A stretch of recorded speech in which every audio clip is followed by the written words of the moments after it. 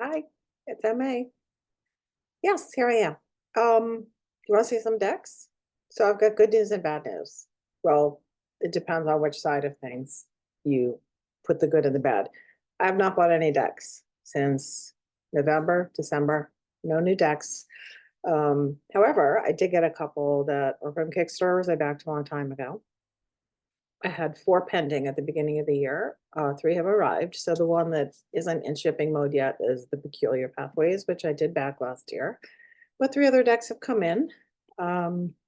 Yeah, so mostly what I've been doing is enjoying the books I have, using the guidebooks, not so much to like learn about the deck, although here and there I do, but go through, see if there's any spreads, find out what the point of view of these decks is, and just spending time with what I have as I work through the overwhelm in many areas of stuff. And, I've never said the word depth here. I have no constraints on myself, but I really did just simply lose interest in accumulating more decks because I really was getting the feeling I was not appreciating or having time to enjoy what I already have.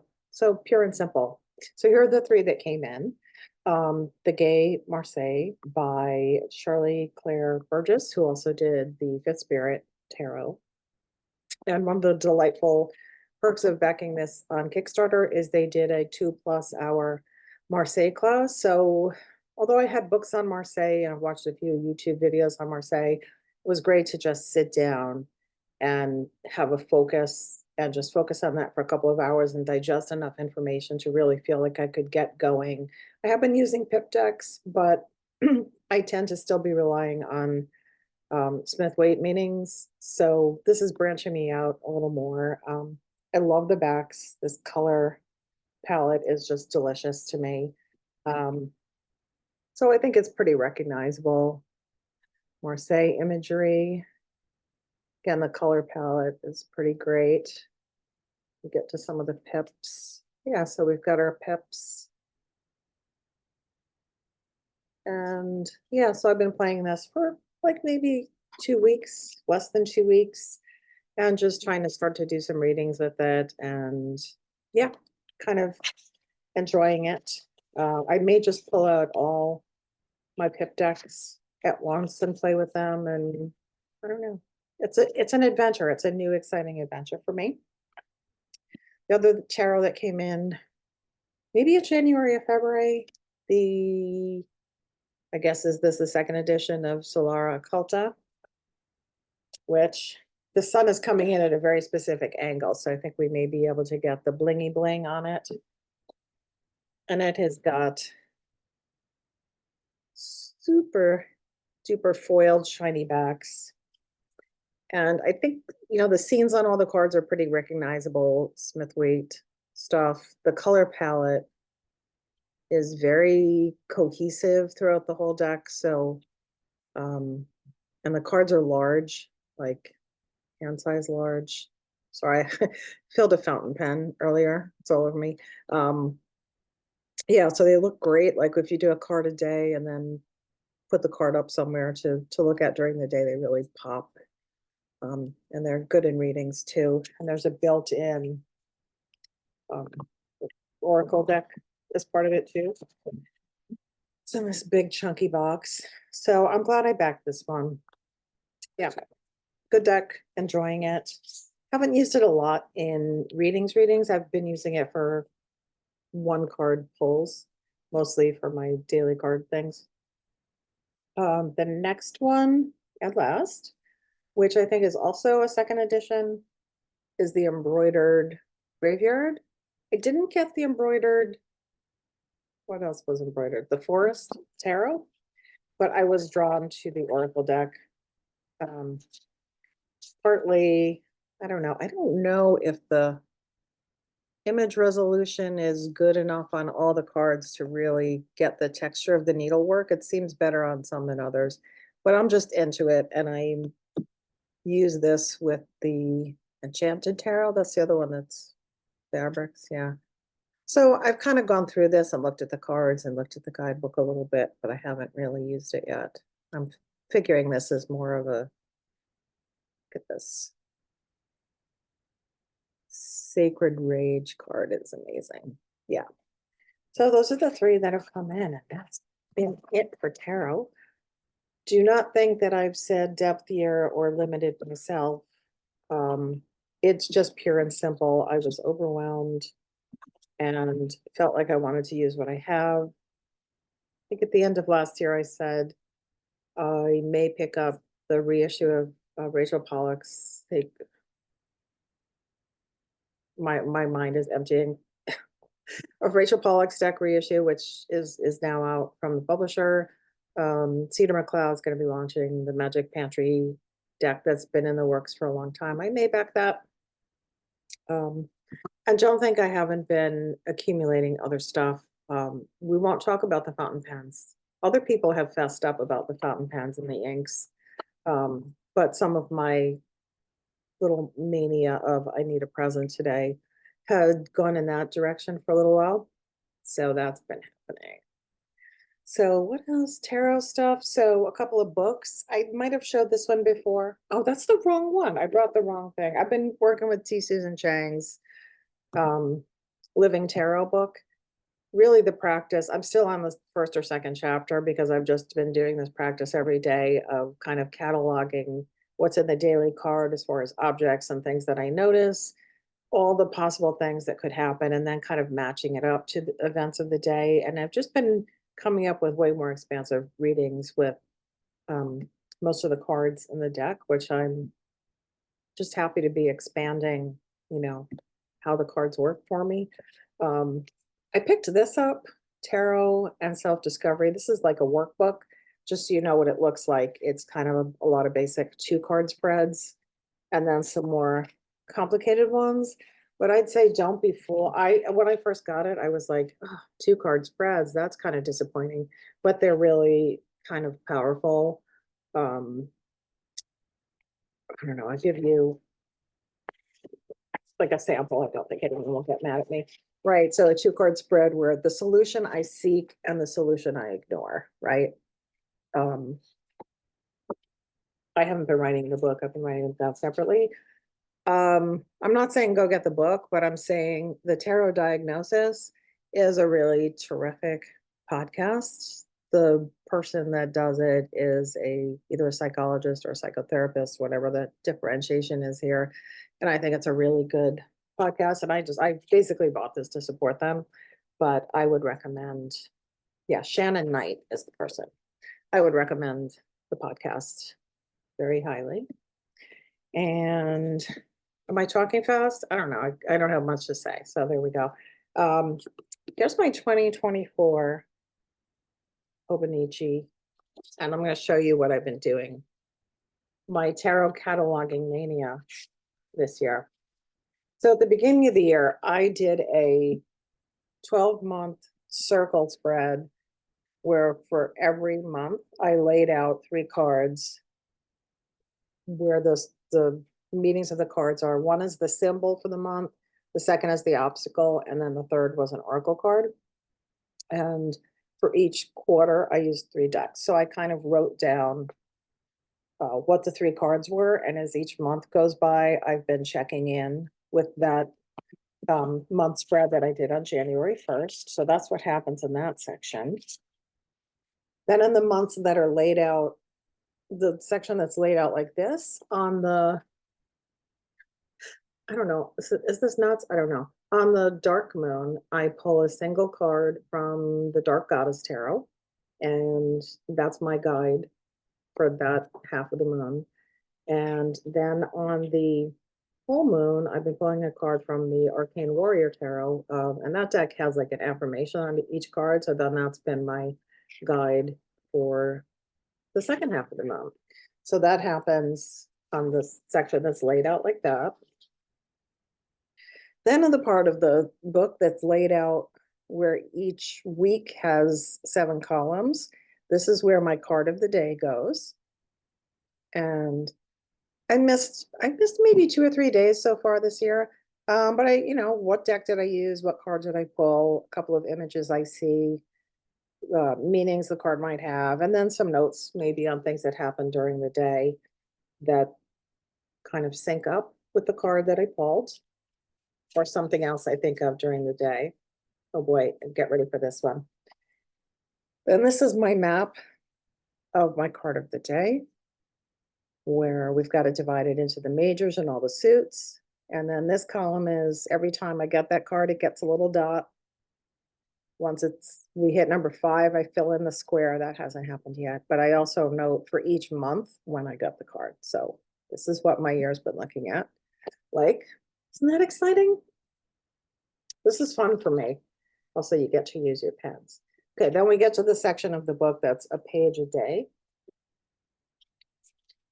And yeah, that's where almost every day I give myself some kind of small reading, whether it's from that tarot diagnosis book, spreads that come up on various, planetary occasions or moon cycles, spreads from the guidebooks. A couple of times I'll follow along a challenge on Instagram. Yeah, so that's what's been going on. And I may not be making videos, but I'm taroting my butt off. So that's been happening.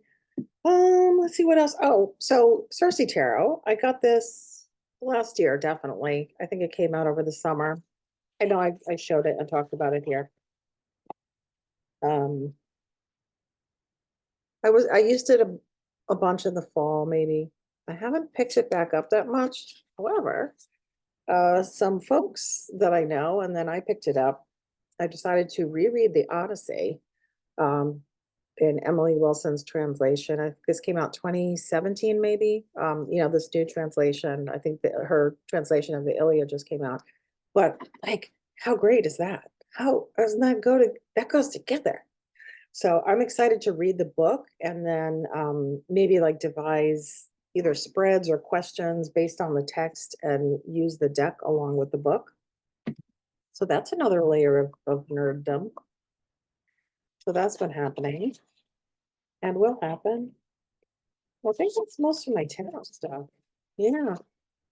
So what's been happening here? I've been focusing on smaller in-person interactions, trying to stay offline a little more.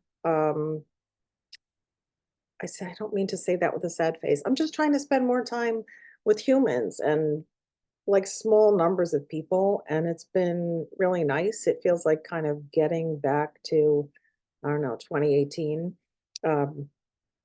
All while the world continues to implode.